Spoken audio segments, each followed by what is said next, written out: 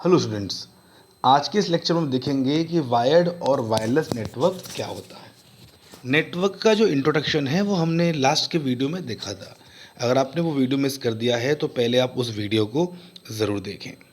आज का जो लेक्चर हमारा है इसमें हम ये डिस्कस करेंगे कि वायर्ड नेटवर्क की क्या इम्पोर्टेंस है और वायरलेस नेटवर्क की क्या इम्पोर्टेंस है, और दोनों ही कैसे काम करते हैं, प्लस इनके एडवांटेजेस क्या हैं और डिसएडवांटेजेस क्या हैं।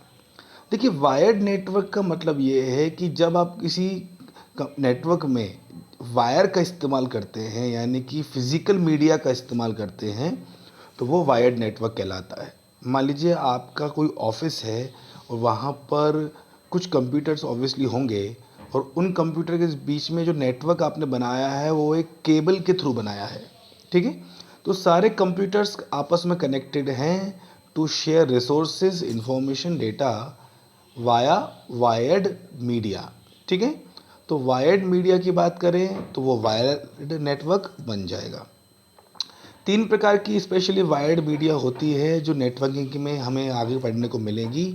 पहले का नाम है ट्विस्टेड पेयर, दूसरे का नाम है कोएक्सल केबल, और तीसरा नाम है फाइबर ऑप्टिक्स केबल।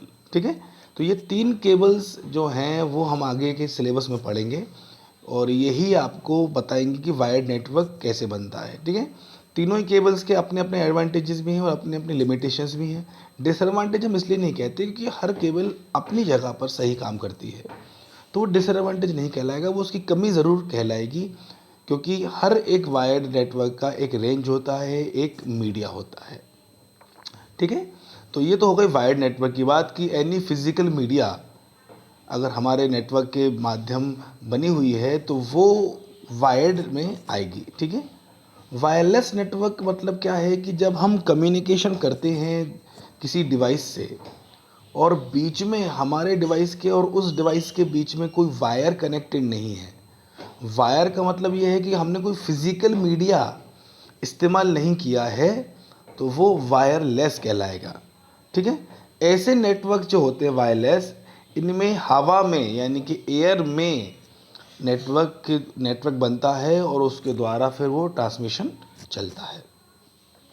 ठीक है, तो वायर्ड नेटवर्क हम समझ गए कि अगर कोई फिजिकल मीडिया यूज़ किया है हमने, जैसे कि ट्विस्टेड पेयर, कोएक्सल केबल या फाइबर ऑप्टिक्स केबल हमने यूज़ की है, तो वो वायर्ड नेटवर्क बन जाएगा। और वायरलेस नेटवर्क समझ गए आप कि एयर में यानी कि हवा में हम डेटा को ट्रांसमिट करेंगे और वो अपनी मंजिल तक पहुंचता है। ठीक है, दोनों ही अपने आप में बहुत इम्पोर्टेंट हैं। वायर्ड नेटवर्क के बारे में जैसे मैं आपको अभी बता रहा था कि वायर्ड नेटवर्क में हमें फिजिकल मीडिया की आवश्यकता होती है, यानी कि आपका जो कंप्यूटर होता है उसके पीछे आप जो पोर्ट्स होते हैं, इनपुट आउटपुट जो पोर्ट्स होते हैं, उन पोर्ट में आपको नेटवर्क का एक वायर कनेक्ट करना पड़ेगा, तब आपका पीसी नेटवर्किंग में आएगा। ठीक है, तो जो हमारे पीसीज होते हैं, हमारे डेस्कटॉप होते हैं, वो वायरलेस कनेक्ट नहीं हो पाते क्योंकि उनमें जो मदरबोर्ड होती है उनमें ऐसे फीचर्स नहीं होते कि वो वायरलेस नेटवर्क से डायरेक्ट कनेक्ट हो जाए। तो अगर आपके घर में पीसी है या आपके घर में डेस्कटॉप है तो आपको उसको फिजिकल मीडिया से ही कनेक्ट करना पड़ेगा। ठीक है, यानी कि आपको एक नेटवर्किंग वायर के थ्रू ही उस कंप्यूटर को नेटवर्क से जोड़ना पड़ेगा। ठीक है, वाईफाई या ब्लूटूथ जैसा काम डेस्कटॉप नहीं कर पाते हैं। ठीक है, क्लियर कि नहीं क्लियर है? और इसके केबल्स कौन कौन से इस्तेमाल होते हैं जो वो तो मैं आपको बता चुका हूँ, उनका जो डिटेल डिस्क्रिप्शन होगा वो हम आगे के वीडियो में देखेंगे।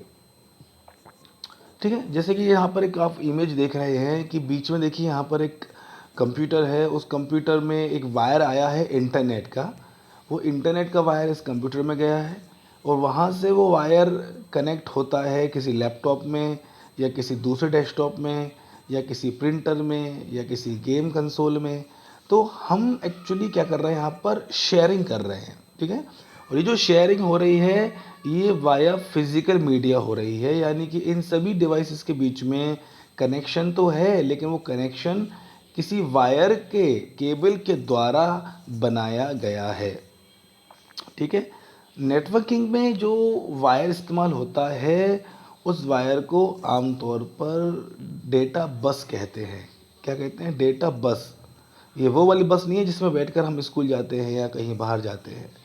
ये डेटा की बस है, यानी कि इस वायर में के थ्रू डेटा यहाँ से वहाँ ट्रांसफ़र होता है। ठीक है, इसलिए हम इसे बस कहते हैं, वो भी किसकी बस, डेटा की बस। तो वो डेटा बस कहलाती है। ठीक है, तो कंप्यूटर के अंदर आप देखोगे कि बहुत सारी ऐसी डेटा बस होती हैं जो डेटा को ट्रांसमिट करती हैं। ठीक है, वायरलेस नेटवर्क का मतलब मैंने आपको भी बताया कि हमारे किसी भी कंप्यूटर में ना तो कोई हमने वायर या केबल या कोई भी ऐसा इलेक्ट्रॉनिक कंडक्शन नहीं किया है जिससे कि वायर का कनेक्शन हो पाए, और ये पूरा काम जो होगा वो वायरलेस होगा, बिना किसी तार के। ठीक है, वायरलेस टेक्नोलॉजी की जो बात करें तो ये बहुत ही ज़्यादा एडवांस लेवल की बात है। फॉर एग्ज़ाम्पल, अगर आप यहाँ बैठे हैं इंदौर में और आपको इंदौर में एरोड्रम से पलासिया के बीच में कोई कम्युनिकेशन करना है, तो अगर हम वायर्ड नेटवर्क में बनाएं इसको तो बहुत महंगा पड़ जाएगा, क्योंकि वायर को इतना लंबा वायर हमें चाहिए, नंबर वन। उस वायर को इंस्टॉल करने के लिए हमें एक्सपर्ट चाहिए, नंबर टू। फिर उसको मेंटेन करने के लिए भी हमें कुछ लोग चाहिए। ठीक है, और बीच बीच में वायर के बीच में हमें कुछ ऐसे डिवाइसेस का इस्तेमाल करना पड़ेगा जिससे जो सिग्नल्स होंगे वो बूस्ट होंगे। ठीक है, देखिए सिग्नल्स की भी एक रेंज होती है ट्रांसमिट होने की। अगर आप एरोड्रम के एक कोने से पलासिया के दूसरे कोने पर डेटा ट्रांसमिट करते हैं यूजिंग वायर्ड नेटवर्क, तो आप एक बात ध्यान रखिए कि सिग्नल्स इतना लंबा ट्रैवल नहीं कर पाएंगे। कुछ ही मीटर्स के 100 मीटर 200 मीटर के दौरान उन सिग्नल्स के अंदर वीकनेस आना शुरू हो जाएगी, यानी कि वो सिग्नल वीक होना शुरू हो जाएंगे। कुछ दूरी के बाद आप देखोगे कि सिग्नल इतने वीक हो गए हैं कि वो आगे अब ट्रांसमिट नहीं हो सकते। अब आगे ट्रांसमिट नहीं हो सकते तो फिर इसका क्या इलाज है? इसका इलाज ये है कि हमें कुछ ऐसे डिवाइस चाहिए जो सिग्नल्स को वापस से ग्लूकोज पिला दें, यानी कि उन्हें वापस से एनर्जी दे दें, तो वो दोबारा से ट्रांसमिट होना उसी स्पीड से और आगे की तरफ जाना शुरू कर दें। और ऐसे डिवाइसेस होते हैं एम्पलीफायर्स। ठीक है, ऐसे बहुत सारे नेटवर्किंग डिवाइस है जो एज ए एम्पलीफायर की तरह काम करते हैं और सिग्नल्स को लंबी दूरी तक ट्रेवल कराते हैं। तो एक तो एम्पलीफायर का भी हमारे पास बजट बढ़ जाएगा, वायर का तो बजट है ही, साथ ही साथ उसको इंस्टॉल कराना बहुत मुश्किल है। तो इतना लंबा वायर डालना, इंस्टॉल करना बहुत ज़्यादा महंगा आपको पड़ जाएगा। हाँ, अगर आप बहुत बड़ा नेटवर्क सेटअप करना चाहते हैं, आपके कंप्यूटर्स बहुत सारे हैं, बहुत एडवांस लेवल का आपका कुछ काम है, तो वो एक अलग मैटर है। अदरवाइज़ तो ये एक पीसी से दूसरी पीसी के लिए कम्युनिकेशन की बात करें तो ये तो बहुत ज़्यादा महंगा पड़ जाएगा। तो इसका इलाज ये है कि आप वायरलेस की तरफ आइए। ठीक है, वायरलेस में हमें किसी वायर की आवश्यकता नहीं पड़ेगी, बस ऐसे कुछ डिवाइसेस की आवश्यकता पड़ेगी जो वायरलेस सेटअप हमारे लिए बना के दे दें। ठीक है, देखिए हवा में कुछ ऐसी इलेक्ट्रोमैग्नेटिक वेव्स होती हैं जिसको हम आम भाषा में बोलते हैं रेडियो वेव्स। फ़िलहाल आप फिज़िक्स के स्टूडेंट्स नहीं हैं तो इतना ज़्यादा वेव्स के बारे में आपको पढ़ने की कोई आवश्यकता नहीं है, पर इलेक्ट्रोमैग्नेटिक वेव्स कुदरती होती हैं, नेचुरल होती हैं। ये हमारे वातावरण में हर जगह होती हैं। जहाँ पर भी आप हवा देख रहे हो वहाँ वहाँ ये वेव्स आपको देखने को मिलेंगी, यानी कि तरंगे। और इन तरंगों में से एक तरंग का नाम है रेडियो फ्रिक्वेंसी, यानी कि रेडियो वेव्स, या हिंदी में बोले तो रेडियो तरंगे। ठीक है, ये वेव्स जो होती हैं इनका काम ही है ट्रांसमिशन करना। डिजिटल डेटा ट्रांसमिशन का काम यही वेव्स करती हैं। ठीक है, और ये वेव्स को हमने बनाया नहीं है। ठीक है, ये वेव्स इंसानों ने बनाई नहीं है, इन वेव्स को सिर्फ हमने खोजा है। हमने सिर्फ ये पता लगाया है कि ऐसी भी वेव्स यानी कि तरंगे धरती पर मौजूद हैं जो डेटा ट्रांसमिट का काम कर सकती हैं, यानी कि ये वायरलेस नेटवर्क की जड़ बन सकती हैं, उसकी बुनियाद बन सकती हैं। ठीक है, तो ये हमने खोजा है। ये तो हज़ारों साल पहले से होंगी धरती पर, जब धरती बनी होगी करोड़ों साल पहले, उस समय से ये वेव्स धरती पर होंगी। ये आज की कोई नई बात नहीं है, बस हमने कुछ हज़ारों साल बाद इनका इस्तेमाल करना सीख लिया है। जैसे सूरज तो हज़ारों सालों से है, फिर भी कुछ सालों पहले से ही हमने सूरज की रोशनी से खाना बनाना सीखा, बिजली इलेक्ट्रिसिटी प्रोड्यूस करना सीखी, और भी हमने उसकी एनर्जी को डिफरेंट डिफरेंट फॉर्म में कन्वर्ट करना सीखा। तो जैसे टेक्नोलॉजी हमारे बीच में आती गई, हम रिसोर्सेज का, नेचुरल रिसोर्सेज का इस्तेमाल करते गए। ठीक है गाइस, मुझे लगता है वायरलेस नेटवर्क समझ में आ गया होगा आपके। और वायरलेस नेटवर्क बनेगा रेडियो वेव्स के द्वारा, जो कि हमारे हर बीच में हर जगह मौजूद है, जहाँ पर भी एयर मौजूद है। ठीक है, वायरलेस नेटवर्क के अगर हम टाइप्स की बात करें या उसकी कम्युनिकेशन की बात करें, तो बहुत सारे ऐसे डिवाइसेस मौजूद हैं, ऐसे ज़रिए मौजूद हैं जिनके थ्रू कम्युनिकेशन होता है। और हम रोज़मर्रा की ज़िंदगी में भी आज भी वायरलेस नेटवर्क का इस्तेमाल करते हैं। आपके पास मोबाइल तो होगा ही, मोबाइल में क्या कोई वायर है? क्या आप इंटरनेट मोबाइल पे चलाते हो तो आपको किसी वायर का इस्तेमाल करना पड़ रहा है? नहीं। हाँ, चार्ज करने के लिए ज़रूर आप करते हैं, लेकिन इंटरनेट चलाने के लिए, कॉल रिसीव करने के लिए हम किसी वायर का इस्तेमाल नहीं करते।